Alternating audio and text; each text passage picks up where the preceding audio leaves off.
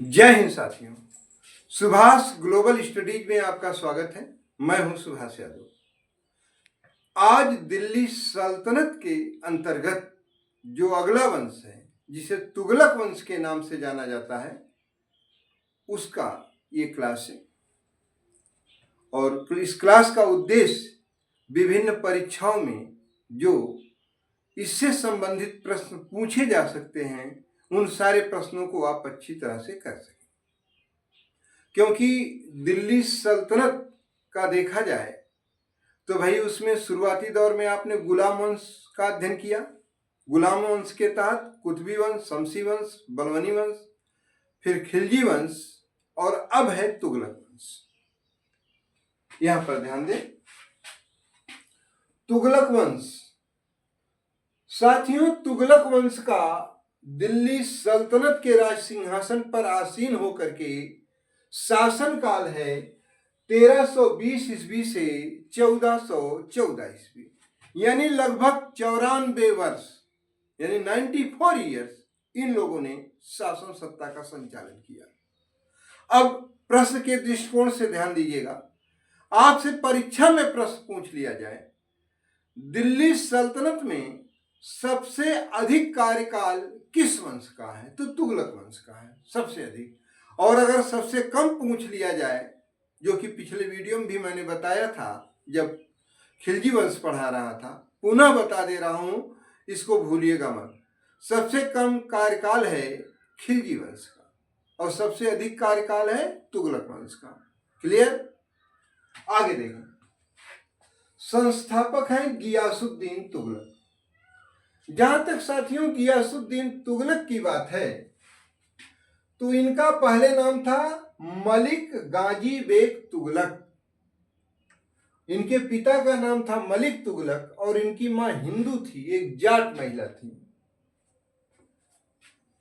गियासुद्दीन तुगलक के उत्तराधिकारियों को तुगलक कह करके पुकारा गया। जहां तक पूर्व सुल्तानों की बात है, तो उनमें दो का मैं जिक्र करना चाहूंगा। पहला है खिलजी वंश का अंतिम सुल्तान कुतुबुद्दीन मुबारक खिलजी, और इसके बाद देखा जाए उसका वजीर नासिरुद्दीन खुसरो शाह, जो राज सिंहासन पर कब्जा कर लिया था। दरअसल दिल्ली के कोतवाल अला उल मुल्क का वह दामाद था। वह हिंदू धर्म से इस्लाम धर्म में परिवर्तित हुआ था, इसीलिए राज सिंहासन पर आसीन होते ही उसने स्वयं को पैगंबर का सेनापति घोषित किया। लेकिन उसके विरुद्ध तुर्कों ने नारा लगाया कि इस्लाम खतरे में है, इस्लाम का शत्रु, और एकदम जन भावना उसके विरुद्ध भड़क चुकी थी। और इसका लाभ उठाया किसने? गियासुद्दीन तुगलक ने। इसने क्या किया? नासिरुद्दीन खुसरो शाह की हत्या करके राज सिंहासन पर अधिकार कर लिया। क्लियर यहां तक है? अब आगे देखें साहब।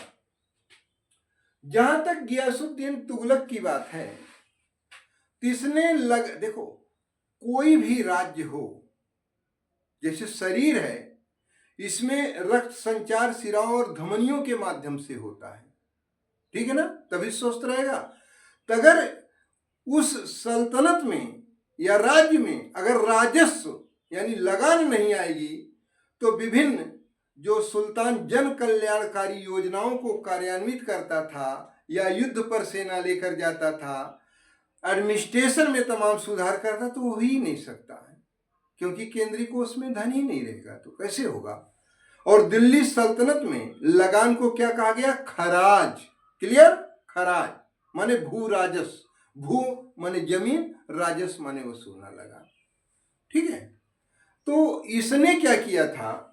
लगान की प्रणालियों की बात किया जाए तो अलाउद्दीन खिलजी के समय पहले जो था भूमि की पैमाइश कराकर लगान वसूलने की पद्धति, उसको बिल्कुल ये समाप्त कर दिया। इसने बटाई और नस्क प्रथा, जिसे कनकूत प्रणाली कहते हैं, इसे लागू किया। बटाई क्या थी? भाई जो खेत है किसान का, उसमें जो खड़ी फसल या कटी हुई फसल है, मतलब जैसे गेहूं काट दिया गया, धान काट दिया गया, उसको बांट लेना। कनकूत मतलब बिना पैमाइश के एक अनुमान के आधार पर लगान वसूल करना। यहां पर यह ध्यान रखिएगा, अलाउद्दीन खिलजी के समय खराज यानी लगान कितना लिया जाता था? किसानों से उनकी कुल उपज का 50%, मतलब आधा। लेकिन इसने लगान की दरें घटा दी थी। इसने खराज किसानों से उनकी कुल उपज का 1/3 से 1/5 भाग वसूला। 1/3 यानी 33%, यानी 33%, 1/5 माने 20%। कहने का तात्पर्य यह है, जो अत्यधिक उपजाऊ भूमि होती थी वहां से लगान कितना लिया जा रहा है? 33%, यानी 1/3 भाग। और जो कम उपजाऊ भूमि है वहां से 1/5 भाग यानी 20% लगान वसूल करता था। ठीक है। और वैसे भी देखा जाए, सुल्तान का मुख्य उद्देश्य यहां पर यह था किसानों की स्थिति में सुधार करना, इसीलिए लगान की दर इसने कम किया था। और कृषि योग्य भूमि की वृद्धि करना, यानी किसानों को प्रोत्साहन देता था कि जो कृषि योग्य भूमि नहीं है उनको भी कृषि योग्य भूमि आप बनाइए। जैसे जो चाचर छच्छर भूमि होती थी ऐसी को। ठीक है। खैर, आगे यहां पर साथियों ध्यान दें, दिल्ली सल्तनत के सुल्तानों में देखा जाए तो सर्वश्रेष्ठ डाक व्यवस्था किसकी थी? गियासुद्दीन तुगलक की। इतनी बेहतरीन डाक व्यवस्था किसी की भी नहीं थी। ठीक है।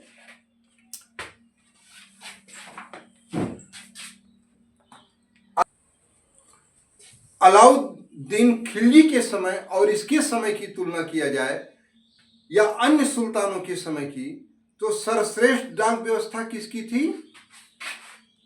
किसकी थी बोले? गियासुद्दीन तुगलक की। क्योंकि साथियों इसने 3/4 मील माने 1.25 मील पर सरायों का निर्माण छोटी छोटी करवाया था। वहां पर 2 घुड़सवार होते थे, सैनिक, और घोड़े होते थे। मतलब डाक वहां पहुंची, तुरंत उसकी छटाई की गई, किस किस क्षेत्र में जाना है, तुरंत जिस जिस क्षेत्र में जाना दूसरे घोड़े पर डाक ला दी गई और वहां पहुंची। वहां से फिर अलग, फिर वहां अलग, मतलब बहुत द्रुतगामी तेज डाक व्यवस्था थी। यानी चिट्ठी जिसे कहते हैं खत, लोग भेजते थे, संदेश एक दूसरे के यहाँ बहुत जल्दी पहुंचता था। ऐसी डाक व्यवस्था दिल्ली सल्तनत में किसी की भी नहीं थी। यानी आपसे परीक्षा में पूछ लिया जाए दिल्ली सल्तनत में सर्वश्रेष्ठ डाक व्यवस्था निम्नलिखित में से किस सुल्तान की थी, तो आप गियासुद्दीन तुगलक पर टिक मारेंगे। अब आज का दौर तो ये है कि भाई अब डाक पुराने जमाने की बात हो गई, मोबाइल कम वक्त आ गया, डाक का तो अस्तित्व ही समाप्त हो गया, चिट्ठी का। किसी शायर ने क्या खूब कहा है, एक अरसा हुआ अल्फाजों को स्याही में भीगा देखे, कम वक्त मोबाइल ने चिट्ठियों का वजूद ही खत्म कर दिया। तो ये रहा है। खैर, आगे देखेंगे। यह पूर्णतः साम्राज्यवादी विचारधारा का था। कौन? गियासुद्दीन तुगलक। क्योंकि इसने अधीनस्थ राज्यों और विद्रोही राज्यों को पूर्णतः दिल्ली सल्तनत में सम्मिलित करने की नीति अपनाई। इससे देखा जाए इसका साम्राज्य विस्तार ज्यादा होता है। क्योंकि आगे के सुल्तानों में देखा जाए अलाउद्दीन खिलजी को, जो सुदूरवर्ती राज्य थे, तो ऐसे राज्यों को पराजित करके वार्षिक कर लेकर वह संतुष्ट हो गया था। देवगिर, तेलंगाना, तमाम ऐसे राज्यों का जिक्र आया ना उधर। लेकिन इसने क्या किया कि पूर्णतः दिल्ली सल्तनत में सम्मिलित करने की नीति अपनाई। अगली बात यह है कि इसने दिल्ली के निकट ही एक भव्य नगर बसाया जिसका नाम था तुगलकाबाद। ये देखिए, तुगलकाबाद नगर बसाया। और उस तुगलकाबाद नगर में 56 कोट नामक एक भव्य दुर्ग का निर्माण कराया। ठीक। अब घटना एक कुछ ऐसी है, दरअसल सुल्तान की बात किया जाए तो यह बंगाल अभियान पर गया हुआ था। दरअसल वहां विद्रोह हो गया था और विद्रोह को कुचलने में पूरा लगा हुआ था, समाप्त करने में। वहीं पर इसे सूचना मिली कि सुल्तान की अनुपस्थिति का लाभ उठाकर सूफी संत निजामुद्दीन औलिया आम जनता में घूम घूम कर इसके विरुद्ध भ्रमात्मक अफवाहें फैला रहा है। और तो और सुल्तान का बेटा यानी जिसे शहजादा कहा गया है, जौना खां भी उसके साथ है, तो जनता और भी बात मान लेती। अब सुल्तान ने क्या किया, बंगाल से ही 1325 ईस्वी में निजामुद्दीन औलिया के पास संदेश भिजवाया कि मेरे दिल्ली पहुंचने से पहले दिल्ली खाली कर देना, यानी दिल्ली से चले जाना, क्योंकि अगर मैं आ गया तो तुम्हारा क्या हश्र करूंगा तुम सोच नहीं सकते हो। अब आपके मस्तिष्क में आ रहा होगा कि आखिर सुल्तान ऐसा क्यों कर रहा था, क्या इसकी दुश्मनी थी। दरअसल खिलजी वंश के अंतिम सुल्तान कुतुबुद्दीन मुबारक खिलजी, वही जो महिलाओं के वस्त्र पहनकर दरबार में आता था, दरबारियों के बीच कभी कभी नंगा दौड़ा करता था, तमाम इसके ऐसे कार्य थे। या इसके बाद जो हिंदू धर्म से इस्लाम धर्म में परिवर्तित नासिरुद्दीन खुसरो शाह था, इन लोगों ने अपनी स्थिति सुदृढ़ करने के लिए सूफी संत निजामुद्दीन औलिया को केंद्रीय राजकोष से अत्यधिक मात्रा में धन दिया था, और जिससे वह बहुत शक्तिशाली हो गया था।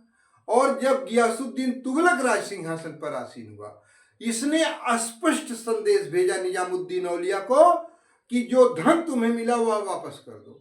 इस पर इसने कहा कि मेरे पास कोई धन नहीं, वो सब खर्च हो गया है।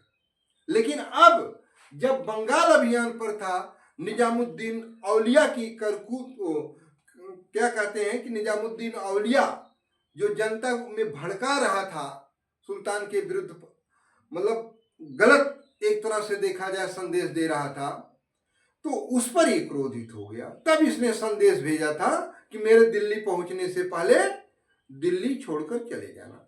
और उस पर निजामुद्दीन औलिया ने कहा था उत्तर में कि दिल्ली अभी बहुत दूर है, पहले दिल्ली आओ तो तुम।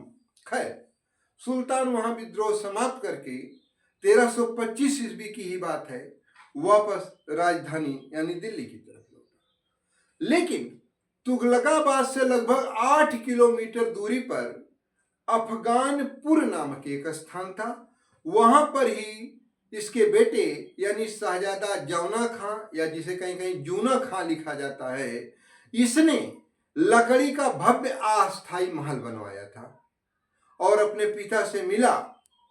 कहा कि पिताजी, आप बंगाल फतह करके आ रहे हैं, विजय करके आ रहे हैं, विद्रोहियों को कुचल कर आ रहे हैं, और वहां से हाथी भी बहुत लेकर आए हैं, तमाम चीजें।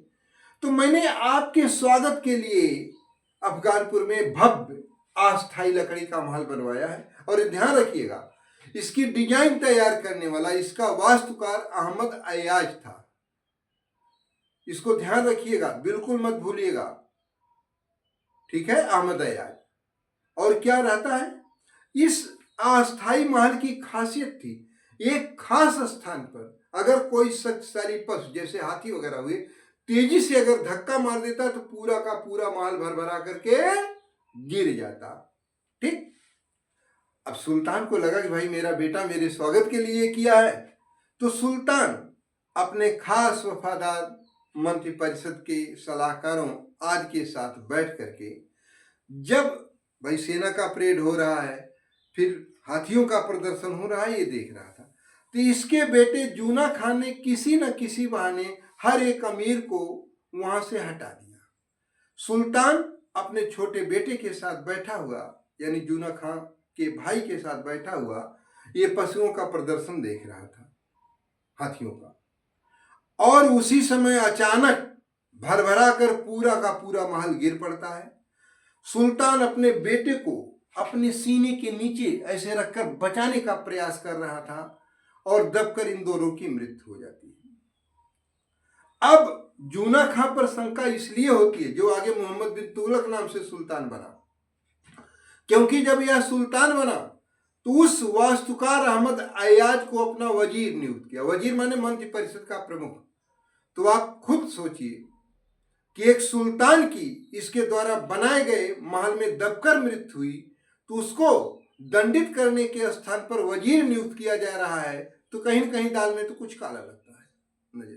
खैर, सुल्तान की जब मृत्यु हो गई तो उसे, जो उसने तुगलकाबाद नगर बसाया था, और उसी में जो 56 कोट दुर्ग था, तुगलकाबाद नगर में क्या था, 56 कोट दुर्ग। तो 56 कोट दुर्ग के उत्तरी भाग में एक कृत्रिम झील बनाई गई और उसी में इसका पंचभुजाकार मकबरा, मतलब उसमें कितनी भुजाएं हैं, 5 भुजाएं हैं, बनाया गया और वहीं पर इसको दफन कर दिया गया। तो आपसे परीक्षा में पूछ लिया जाए निम्नलिखित में से किस सुल्तान का पंचभुजाकार मकबरा है, क्योंकि अक्सर चतुर्भुजाकारी होता है, तो पंचभुजाकार इसी का है। कहां पर इसका मकबरा है, 56 कोट दुर्ग में। 56 कोट दुर्ग कहाँ है, तुगलकाबाद में। वह तुगलकाबाद जिस नगर को किसने बसाया था, गियासुद्दीन तुगलक ने बसाया था। ठीक, थैंक यू सो मच।